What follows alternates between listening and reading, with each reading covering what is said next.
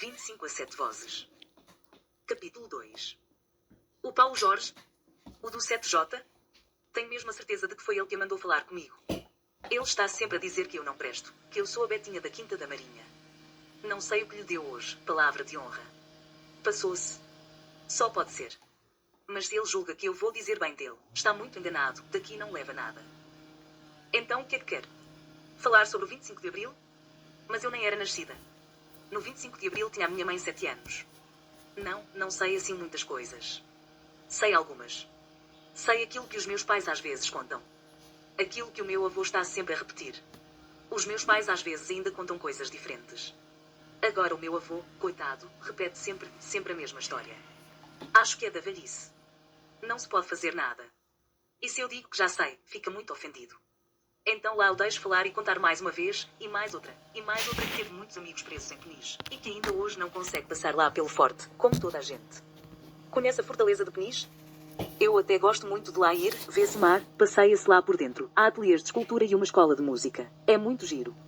Mas o meu avô diz que 1000 anos que viva nunca há de esquecer que naquela fortaleza foram torturados muitos homens e mulheres, e que não pode passar por ali sem pensar nos dias em que lá ia visitar os amigos, e que só podia falar com eles com um vidro a separá-los, e que para se despedirem espalmavam as mãos contra o vidro, como se estivessem a tocar.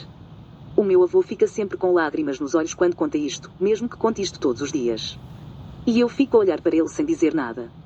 Quando vou a Peniche, também vou ver as antigas celas dos presos, que hoje são um museu, para as pessoas não esquecerem, diz o meu avô. Para mim são apenas celas brancas e vazias, mas o meu avô diz que está sempre a ouvir as vozes dos amigos, os gritos dos amigos, e que é por isso que nunca lá vai, nem mesmo agora que aquilo é um museu, e que se pode visitar como outro museu qualquer. Nunca há de ser um museu qualquer, diz o meu avô.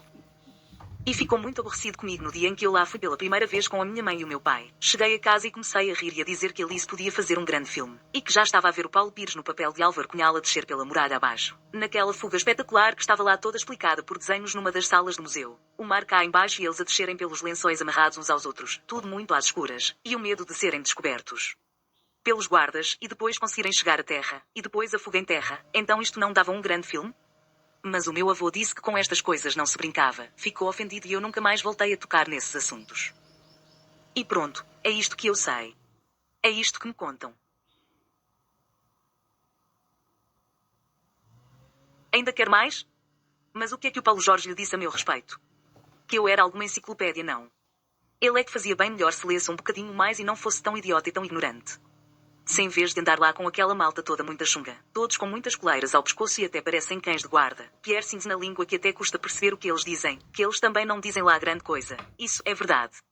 Bem, mas então vamos lá outra vez ao 25 de Abril. O que é que os meus pais contam? Ora, contam o que aconteceu. Os soldados na rua, os tanques ali no Largo do Carmo, diante do Quartes, onde estavam escondidos o Américo Tomás e o Marcelo Caetano, que era quem governava nessa altura, e as pessoas a mandarem cravos para cima dos tanques e dos chamites, as pessoas a gritarem que o povo está com o MFA. Então isto também não dava um grande filme? Aqui estou mais a ver o Diogo Infante a fazer de capitão, em cima de um tanque. Mas espere. Eu escrevi um artigo para o último número do Topas sobre o 25 de Abril. Foi o setor de inglês, que é quem nos dá uma mãozinha, quem sugeriu, porque a data está próxima e toda a gente vai fazer comemorações especiais. A setora de inglês também sabe muito sobre o 25 de Abril, porque é que não vai falar com ela? Ela deve estar na sala de professores, se for depressa ainda apanha. O quê? O que é o Topas?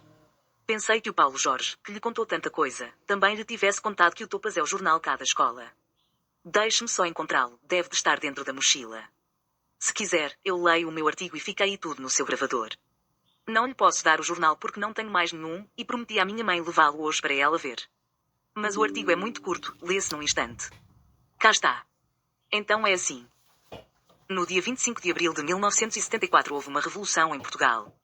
A revolução foi comandada por capitães, mas há muitos anos que muitas pessoas vinham a lutar para que esta revolução acontecesse, porque há muitos anos que as pessoas estavam descontentes, pois não havia liberdade no país, e a polícia prendia quem pensava de maneira diferente das pessoas que mandavam. As pessoas iam para a prisão, eram torturadas e muitas delas ficavam presas durante muitos anos. Às vezes nem podiam ter visitas da família. Às vezes ficavam dentro de uma cela muito pequena, sem luz, durante muitos dias. Muitos foram mortos na prisão. Antes do 25 de Abril, Portugal tinha colónias em África e não lhes queria dar independência. Então, mandavam muitos soldados para lá. Estavam constantemente a partir de barcos cheios de soldados, e às vezes a televisão mostrava. Morreram muitos soldados portugueses, e morreram muitos soldados africanos que lutavam pela sua liberdade.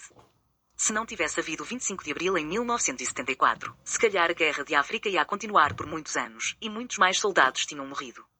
Se calhar o meu pai podia ter ido para a guerra e podia lá ter morrido. Se calhar o pai da Iris, que a minha colega de carteira nasceu em Cabo Verde, também. Quem sabe até se um deles não poderia ter morto outro. Se não tem havido 25 de Abril, eu nunca poderia estar a falar destas coisas no jornal, porque a censura não deixava. Pronto, aí tem o que eu sei sobre o 25 de Abril. A setora de inglês gostou, mas disse que eu podia ter feito melhor, que eu podia ter falado das histórias que o meu avô conta. Mas eu tive medo que o meu avô não gostasse e ficasse aborrecido, como quando a história do filme sobre a fuga de Peniche. E também não me ia pôr no jornal a falar destas minhas ideias malucas de fazer filmes a propósito de tudo, não é? Acho que ficou melhor assim, para agradar toda a gente.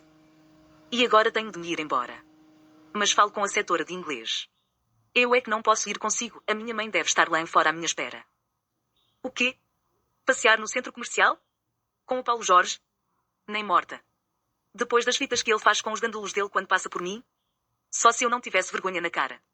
O quê? Que ideia. Mora lá na Quinta da Marinha. Moro nas Avenidas Novas, que mal tem. Olhe, desculpe, tenho mesmo de ir. A minha mãe está à minha espera. Tenho hora marcada no dentista e já estou atrasada. Mas se quiser passar por nossa casa logo à noite, a minha mãe é que lhe pode contar muitas coisas sobre o 25 de Abril. E o meu avô, claro. Esse então nunca mais se cala. Mas não meta o Paulo Jorge ao barulho, está bem? Tem a mania que é o DiCaprio, mas daqui não leva nada.